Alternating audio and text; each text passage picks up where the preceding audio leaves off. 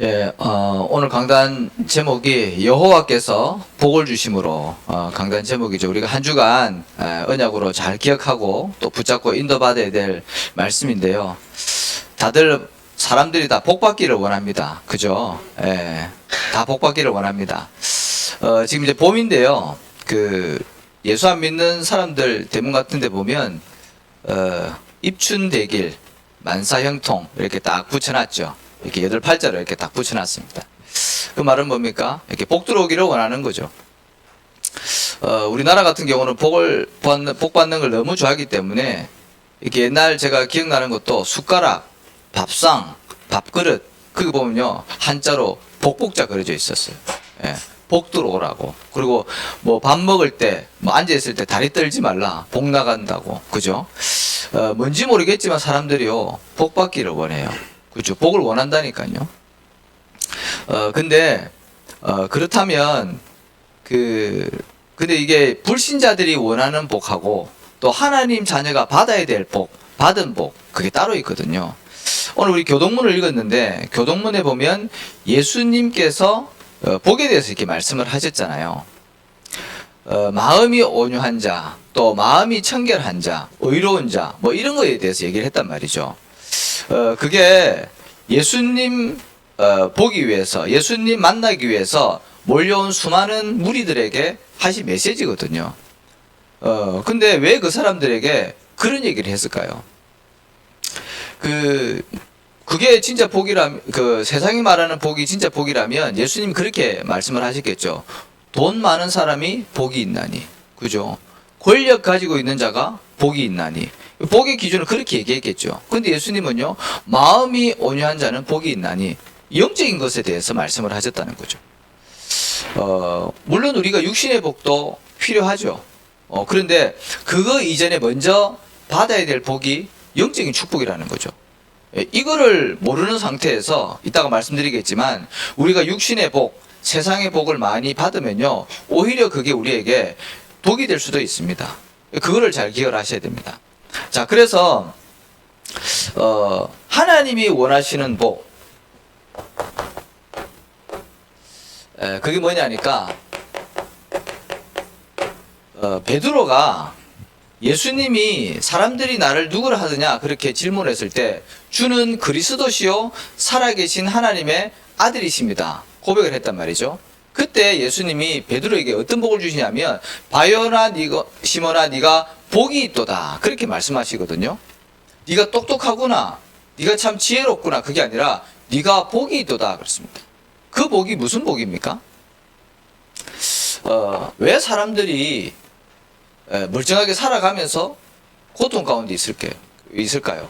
왜 어려움과 문제 가운데 허덕이고 있을까요? 돈이 많고 남부러울 것 없이 성공하고 좋은 차 타고 다니는데 사실 어렵고 남 모르는 영적 문제에 시달리고 우울하면서 방황하고 중독에 그런 사람들 사실 너무나도 많이 있거든요.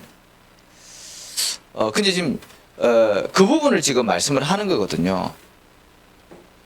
창세기 3장 사건 이후에 아담과 하와로부터 태어나는 모든 사람들은 하나님을 떠나면서 태어나는 거예요. 그게 영적인 상태잖아요.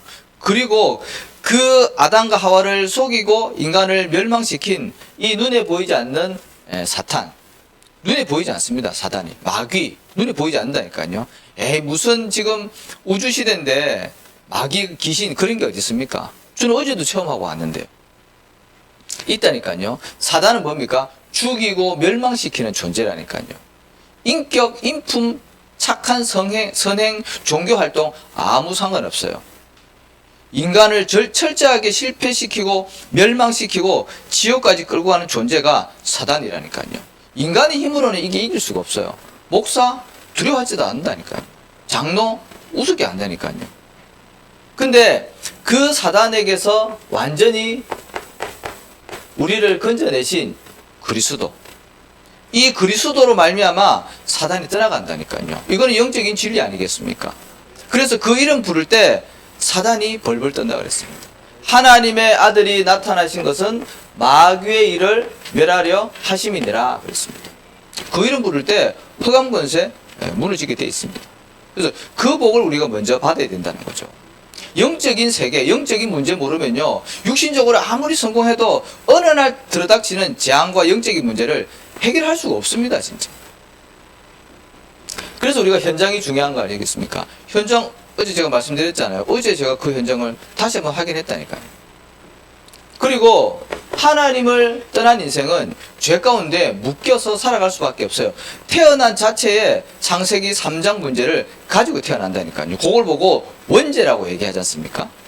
하나님 떠나 있는 상태, 거기서 예수 그리스도께서 십자가에서 우리를 대신해서 죽으심으로 죄 문제를 완전히 해결한 겁니다. 이 원죄와 우리가 살면서 짓는 수많은 죄들, 그 죄를 예수님이 십자가에서 죽으심으로 해결을 하셨다니까요. 내가 죽어야 되는데, 우리가 죄값 치러야 되는데 예수님이 대신 단 한 번의 십자가에서 죽으심으로 완전히 깔끔하게 영원토록 해결하신 겁니다. 그래서 그 이름 부르고 우리가 회개하면 하나님이 용서하신다니까요. 하나님은 미쁘고 의로우사, 우리가 우리 죄를 자백하면 그가 우리를 깨끗이 사하여 주시리라고 그랬습니다. 죄의 권세 사하는 은혜가, 능력이 예수님께 있다니까요. 그리고 하나님을 떠나서 지옥 갈 수밖에 없잖아요. 영적인 세계는 두 개밖에 없다니까요. 천국 아니면 지옥입니다. 주중에도 이제 현장 돌면서 할머니 두 분 계시길래, 한 분은 권사님이고 또 한 분은 전혀 뭐 예수님 안 믿는, 들어본 적도 없는 그분에게 제가 천국과 지옥에 대해서 말씀드려봤어요. 근데 모르죠. 근데 분명히 성경에는 천국과 지옥에 대해서 말씀을 되어 있거든요. 그래서 하나님을 믿지 않고 마귀에게 소속되어 있는 그 사람이 지옥 가게 되어 있거든요. 지옥이 뭐 그냥 단순히 끝나는 게 아니라 영원토록 불목 가운데서 고통받는 것이 지옥이라고 기록되어 있거든요. 거기에서 하나님 만나는 유일한 길 대신 예수 그리스도를 통해서 우리가 하나님 자녀가 되어지는 겁니다.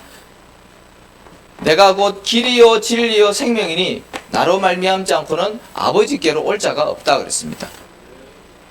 우리가 예수님을 훌륭한 분, 선지자, 많은 종교 그 지도자 중에 한 사람이 아닌 예수님을 뭘로요?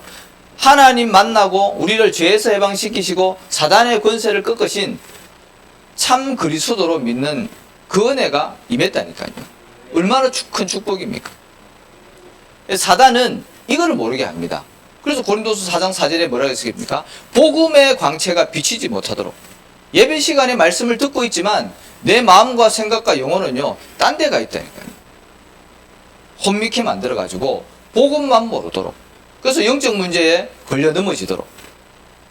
그게 마귀의 전략입니다. 그래서 예수님은요, 제자들에게 이거 알기를 원하시는 거예요. 하나님은 저와 여러분에게 이 그리스도를 알기를 원하신다는 거죠. 어제도 귀신 들려가지고 막 고통스러워하고 막 저주하고 욕하고 시달리는 이제 그분한테 갔다 왔는데요. 본인은 모르죠. 완전히 잡혀 있으니까. 우리가 영적인 비밀을 아니까, 물론 이제 그 시간에 흑암이 떠나가지 않았지만 영적인 세계와 영적인 존재와 영적인 힘이 있으니까 거기 우리가 말려 들어가지 않거든요. 그래서 찬양하고 기도하고 그러고 왔단 말이죠. 모르면 당하는 겁니다. 자, 그래서 오늘 복에 대해서 우리가 말씀을 좀 나눌 텐데요. 먼저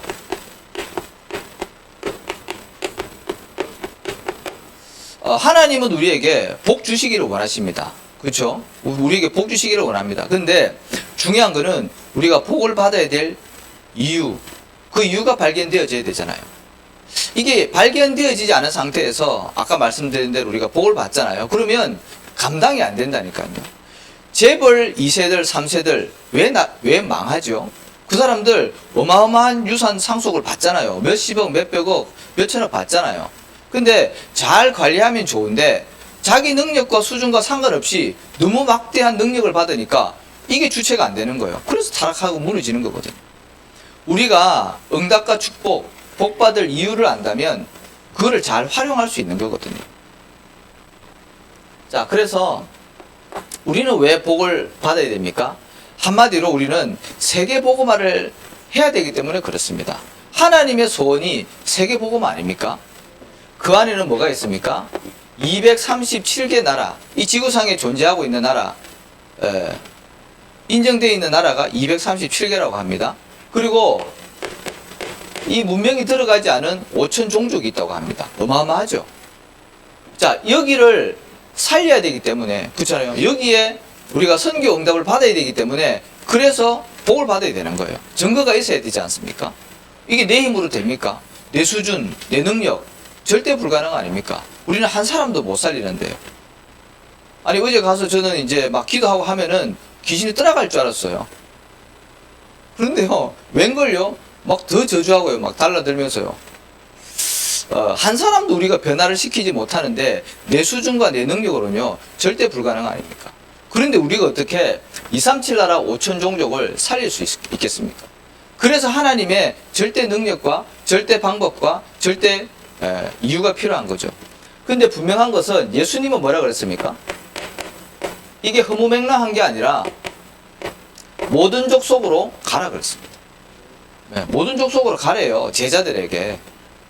부활하시자마자 제자들 찾아와가지고 너희는 그러므로 모든 족속에 가서 제자 삼으라 그랬습니다.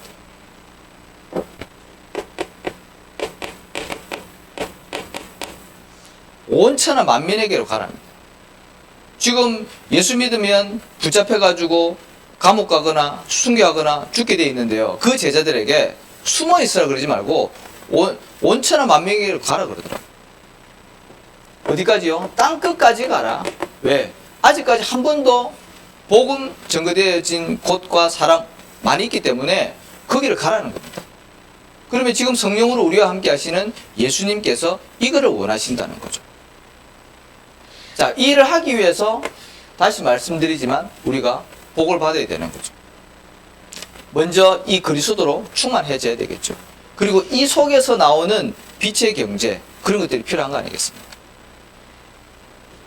자, 그리고 지금 현장에는요, 병들고 완전히 무너진 자 너무나도 많이 있습니다. 어제도 그 어머니의 그런 심각한 상황을 보고요, 너무 시달려가지고 그 자녀, 엄마도 마찬가지고, 막 6일 동안 잠을 못 자는 거예요. 너무 시달려가지고. 잠을 안 재우니까. 그래서 얘가요, 혼미해가지고 막 자살하려고 했다니까요. 보세요. 병들고 무너진 자, 왜 이런 일이 왔는지, 무슨 일 때문에 왔는지 원인도 못해요. 그냥 죽고 싶은 거예요. 너무 힘들고 어려우니까. 자, 이런 것들을 누가 얘기해 주겠습니까? 교회조차도 여기에 대해서 답을 줄 수 없다. 그거는 직무유기거든요. 자, 그래서 현장에는 이렇게 어렵고 무너진 자 너무 많기 때문에 교회는 어떻게 해요? 치유의 뜰을 만들어야 되는 거죠. 기도할 수 있어야 되는 거죠. 자, 그래서 현실에는 어떻습니까? 사도행전 8장 4절에서 8절의 말씀처럼 육신의 질병으로요, 너무 힘든 사람들 많이 있습니다. 그리고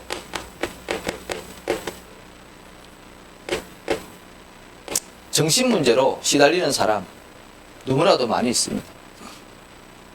뭐 정신과 전문인이 얘기하는데 정신질환에 450가지가 있다네요. 뭐 우리는 뭐 공황증, 불안장애, 뭐 우울증, 뭐 그런 거밖에 잘 모르잖아요. 450가지의 종류가 있다고 그러더라고요. 근데 수많은 사람들이 보면요, 이 정신적으로 어려워요. 이러다가 어느 날 사단은 악한 존재 아닙니까? 인간이 육신적으로 연약해질 때, 정신적으로 연약해질 때요, 달려든다니까요. 그래서 완전히 무너뜨리는 겁니다.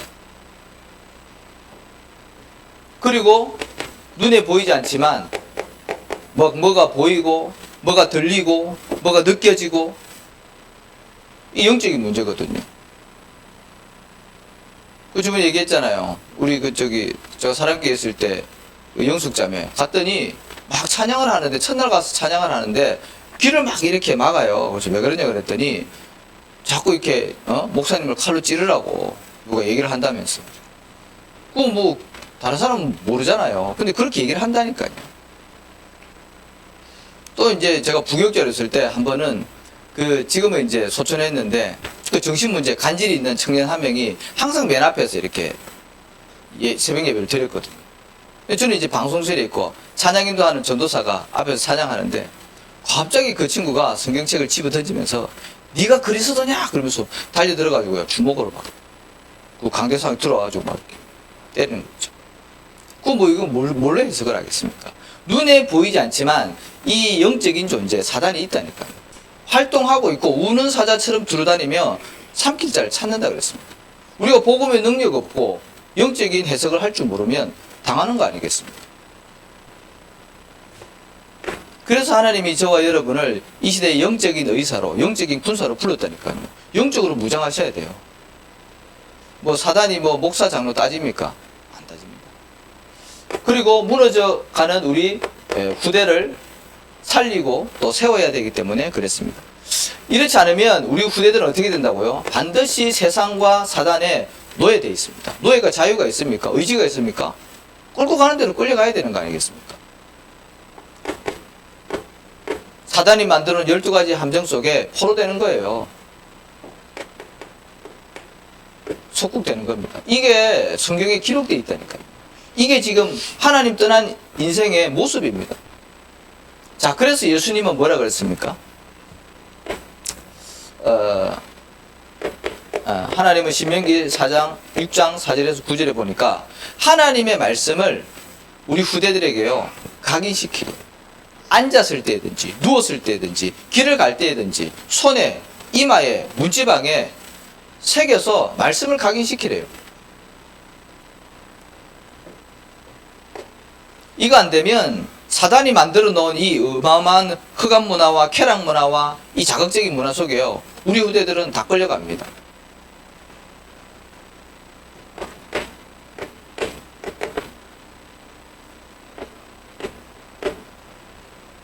예수님이 십자가 지시면서 갈 때 여자들이 막 울잖아요. 근데 예수님 뭐라 그럽니까? 네 자녀들을 위해서 울래요. 왜? 앞으로 70년 후에 로마에 완전히 노예 포로 속국되고 전 세계에 흩어질 거니까 유랑민족 될 거니까 네 자녀들을 울라는 겁니다. 그 부활하신 예수님께서는 베드로에게 찾아오셔서 뭐라 그럽니까? 내 어린 양을 먹이라. 그죠? 내 어린 양을 먹이라. 그래서 우리가 금토일 시대에 후대들이 함께 교회에 와서 말씀 각인하고 말씀의 흐름을 타면서 영적인 무장을 할 수 있도록 정말 우리 후대를 두고 기도해야 되겠습니다. 자, 그래서 우리가 복을 받아야 될 이유가 이건 거죠. 그래서 우리 교회 방향이 세 가지 뜰 아니겠습니까? 이름 속에 그 정체성이 나와 있거든요. 우리가 지금 당장은 안 돼도 방향을 맞춰야 된다는 거죠. 그래야지 하나님이 거기다 복을 주실 거 아니겠습니까? 다민족이 와서 힘을 얻고요. 또 병든 자 무너진 자 와서 지함을 얻고 우리 후대가 힘을 얻는다면 하나님 보실 때는 작은 수지만 기뻐하신다는 거죠. 그래서 우리가 복을 받을 이유를 먼저 알아야 되겠고요. 또 우리가 받은 복이 있습니다. 이거를 먼저 확인할 수 있어야 돼요. 우리는 뭐 육신적으로 꼭 잘 돼야지 복 받은 걸로 생각하는데 그거 아니거든요. 예수님이 아까 그 우리 교동문에 얘기했듯이 우리는 이미 복을 받았습니다. 그래서 그 받은 복을 우리가 먼저 확인해야 되는데, 그래서 오늘 본문은 하나님이 이삭에게 주신 복이거든요. 그 복이 사실은 우리에게 와 있는 거죠. 이삭이 받은 복이 뭐냐 하면 가장 먼저 언약적인 축복을 이삭이 받았습니다. 아브라함에게 주신 그 언약이요 이삭에게 그대로 전달되어졌거든요. 그렇잖아요. 창세기 12장 1절에서 3절에 이 아브라함에게 주셨던 언약을 하나님께서 이삭을 불러가지고 다시 똑같이 말씀을 하십니다. 우리 본문을 읽어보면 그렇게 기록되어 있거든요. 그래서 하나님은 항상 그 사람에게 언약을 주시죠. 말씀을 주십니다. 그래서 그 말씀을 이루어 가십니다. 그래서 왜 우리가 항상 메시지 중에 언약을 잘 붙잡으라고 하잖아요. 교회에 와서 3, 40분 앉아있는 게 중요한 게 아니라 하나님이 나에게 주시는 언약을 붙잡아야 되는 거예요. 그래서 그 언약 가지고 우리가 기도하는 거거든요. 그래서 우리에게는 어떤 언약이 있습니까? 하나님이 원하시는 영원한 언약, 이 그리스도 영원한 언약이거든요. 예수님 재림하실 때까지 이 그리스도는요 어제나 오늘이나 영원토록 동일하다 그랬습니다. 그 영원한 언약을 붙잡는 거죠. 왜? 그리스도 모르면 지옥 간다니까요. 그래서 시대적인 언약은 뭡니까? 세계 복음화. 하나님은 지금도 전도자를 통해서요, 이 세계를 복음하기를 원하십니다. 시대적인 언약. 그 속에 저와 여러분이 있는 거거든요. 그러면 지금 시간표의 언약은 뭡니까? 강단의 메시지 아니겠습니까? 하나님께서 아무 이유 없이 이 교회의 구성원으로 부르시겠냐 이거죠. 이 교회를 플랫폼 삼아서, 발판 삼아서 강단의 말씀을 따라서 내가 있는 현장에서 전도운동 하는 거, 그게 하나님의 목표거든요. 그래서 우리는 시간표 언약, 그게 우리가 회복해야 되고 누려야 될 언약적인 축복인 거죠. 그리고 이삭이 어떤 복을 받았습니까? 근원적인 축복을 받았죠. 네, 근원적인 축복. 셈의 근원을 얻었다 그랬습니다. 아브라함에게는 복의 근원이라는 응답을 주셨고요. 이삭에게는 셈의 근원을 얻었다. 근원이 뭡니까? 그 우물을 많이 파는데 그 근원이 아닌, 셈의 근원이 아닌 우물은 가물면 물이 마르겠죠. 근데 이 셈의 근원은요, 가물어도 마르지 않습니다. 그렇듯이 하나님이 주시는 복은요, 변함이 없다니까요. 그 근원적인 축복을 저와 여러분이 받은 줄로 믿으시기 바랍니다. 그 다음에 어떤 복을요? 불가항력적인 축복을 받았다 했습니다. 이 말은 뭡니까? 막을 수가 없다는 겁니다. 그렇죠? 막을 수가 없다니까요. 이삭의 종들이 땅만 파면 물이 나오네? 그때 당시에는 물이 귀했잖아요. 그죠? 근데 보통 땅 파면 석유 나왔거든요. 그 지역은. 그런데 희한하게 이삭의 종들이요, 하나님의 복을 받으니까 이삭이 땅만 파면 종들이요, 셈을 얻었다니까요. 이 셈이 그때 당시만 해도 부의 기준이 되었대요. 이 우물을 얼마만큼 많이 가지고 있느냐, 그 사람이 부의 기준이 됐다니까요. 그러니까 하나님이 축복을 하시면 막을 수가 없는 겁니다. 불가항력적인 은혜. 리브가를 자기 누이 동생이라고 팔았는데요. 속였는데 그 아비멜렉이 보고, 야, 네 누이 동생이 아니고 네 부인이지 않냐 그랬잖아요. 그런데도 하나님은요, 이삭을 축복하시는 거죠. 하나님과 맺은 언약 때문에. 그죠? 하나님은 불가항력적인 응답과 축복으로 역사하셨던 것처럼 이 응답이 저와 여러분에게 있는 줄로 믿습니다. 그 다음에 대표적인 축복을 받았습니다. 왜 그렇습니까? 이삭이 어떤 축복을 받았습니까? 그가 창대하고 왕성하여 마침내 거부가 되었고요. 가축대가 많았고 종이 심이 많았다 그랬습니다. 왜 그런 축복을 받아야 됩니까? 복음 증거해야 되니까. 그렇잖아요. 증인되어야 되잖아요. 그러니까 하나님이 대표적인 축복을 주시는 거죠. 자, 그 다음에 이 복은 단순히 그냥 나에게 머물러 있는 게 아니라 우리 후대들이 보고 따라와야 되잖아요. 그래서 기념비 삼는 거죠. 아브라함 때에 메꿨던 우물을요, 다시 팠다 그랬습니다. 그거를 보고 따라가는 듯이 기념비적인 축복을 저와 여러분이 받은 겁니다. 그래서 우리가 그리스도 안에 또 그리스도를 누리면서 확실한 전도자로 세워지면 하나님께서 많은 증거들을 주실 텐데 그거를 보고 우리 후대들이 따라올 수 있도록. 그렇잖아요. 그래서 이게 저와 여러분이 받은 복입니다. 그래서 이거를 먼저 누려야 되겠죠. 복 받을 이유를 알고 받은 복을 알면 뭐가 나오냐 하면 우리가 받아야 될 복이 발견되어지겠죠. 그렇잖아요. 그러면 이게 뭐냐니까 한 해 우리에게 여러 가지 모양으로 축복을 하실 텐데 중요한 거는요, 그릇이 준비되어져요. 아까 말씀드렸잖아요. 이게 자격이 안 되는데 이게 응답과 축복을 쏟아부으면 부패하고 타락한다니까요. 그래서 우리가 먼저 이 복을 누리고 증거할 수 있도록 그릇이 좀 준비되어져야 됩니다.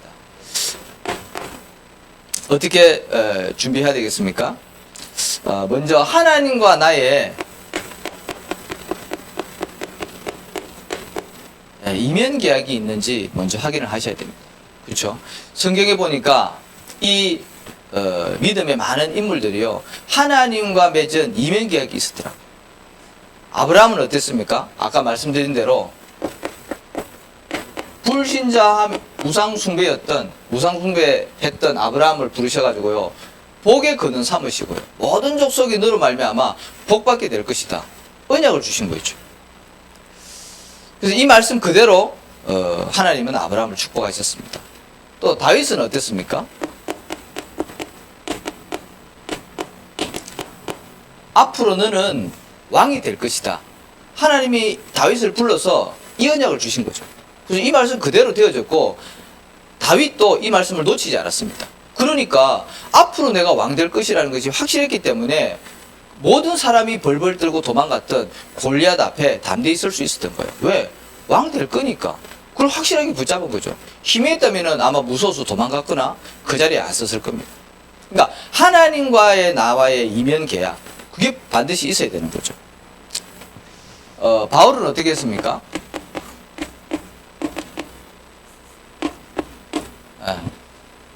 네가 가이사 앞에 서야 하리라. 로마도 보아야 하리라.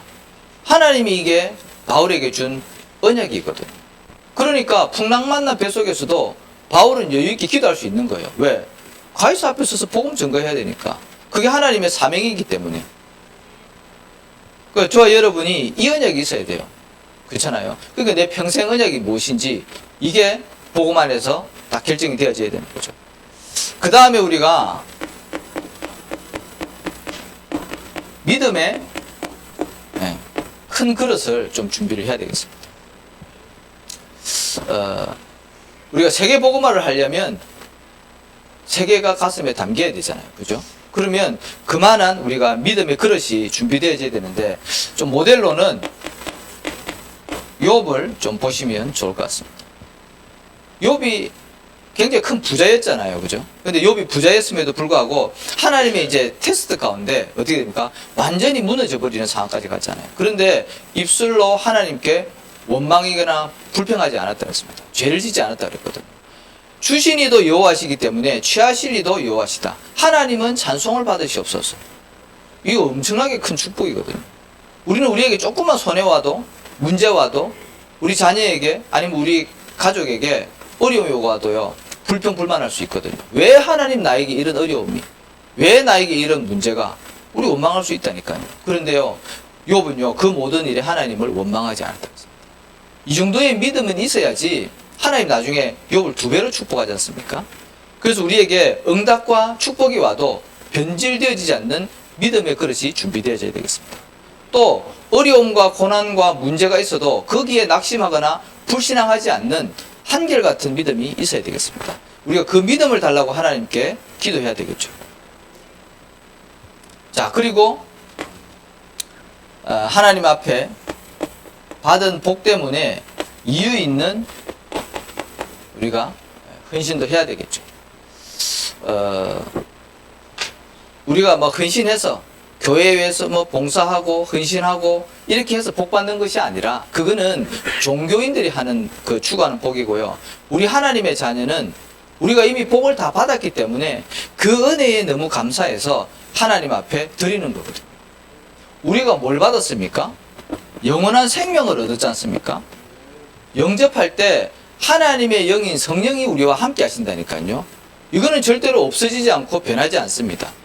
영원한 생명을 얻었기 때문에 이 생명 때문에 천국 가는 거거든요. 하나님의 아들이 있는 자에게는 생명이 있고 하나님의 아들이 없는 자에게는 생명이 없다 그랬습니다. 그래서 이 영원한 생명을 가졌기 때문에 너무 감사한 거 아니겠습니까? 그 은혜 때문에 우리가 헌신도 하고 또 헌금도 하고 하는 거죠. 또 우리가 어떤 은혜를 받았습니까? 복음 깨달은 은혜를 받지 않았습니까? 교회를 다닌다고 해서 그리스도를 정확하게 설명할 수 있는 사람이 그렇게 많지 않습니다. 그렇죠? 맞잖아요. 불신자에게 귀신 들려서 시달려서 고통받는 자들에게 이 그리스도를 정확하게 증거할 수 없다면 그건 정말 안타까운 일이죠. 그렇잖아요. 교회는 다니는데. 자, 그래서 우리가 복음을 정확하게 들을 수 있고 또 이 복음을 말할 수 있다는 이 은혜도요 큰 은혜입니다. 제자들이요 예수님을 뭐라 그랬습니까? 세례 요한입니다. 엘리야입니다. 에레미야입니다. 이렇게 얘기했다니까요. 그런데 베드로가 주는 그리스도시요 정확하게 얘기한 겁니다. 그 은혜와 축복을 저와 여러분이 받은 겁니다. 그리고 우리는요 전도자의 응답을 받았습니다. 많은 사람을 옳은 대로 돌아오게 하는 이는 하늘의 별과 같이 빛난다 그랬습니다. 천국 상급이 보장되어 있다는 거죠. 이 땅에 살면서 받는 복도 있지만 하나님 나라에 이 상급이 쌓인다 그랬어요. 그래서 우리가 이런 눈에 보이지 않지만 완전하고 영원한 축복을, 은혜를 받았기 때문에 하나님 앞에 그냥 감사하면서 헌신하고 헌금할 수 있는 거거든요. 자, 결론인데요. 자, 하나님의 복을 받은 자가 반드시 찾아야 될 게 있습니다. 네, 찾아야 될 것. 요즘 계속 메시지 나오고 있는데요. 우리 개인과 현장과 교회에 당연하게 해야 될 거 있습니다. 그렇죠? 내가 하나님의 자녀로서, 전도자로서 당연히 해야 될 거. 그렇잖아요? 우리 교회를 위해서 내가 목사로, 장로로, 권사로, 렘넌트로 당연히 해야 될 거 있다니까요. 그거를 찾으셔야 되는 거죠. 그거 기도하면 나옵니다. 그러면 뭐가 나오냐면 꼭 필요한 게 나옵니다. 그렇죠? 해도 되고 안 해도 되고 그런 거는 안 해도 돼요. 다른 사람이 해도 돼요. 근데 반드시 내가 꼭 해야 되는 거, 이 시간표 속에 우리 교회가 내가 꼭 해야 되는 거, 그거 하시면 돼요. 그렇잖아요? 그리고 안 하면 안 되는 거 나온다.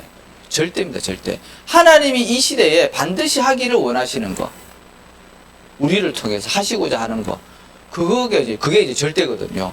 저거는 안 하면 안 돼요. 왜 이스라엘이 응답을 받고 축복을 받았음에도 불구하고 노예포로 속국됐죠? 저 절대를 놓쳐서 그러는 거예요.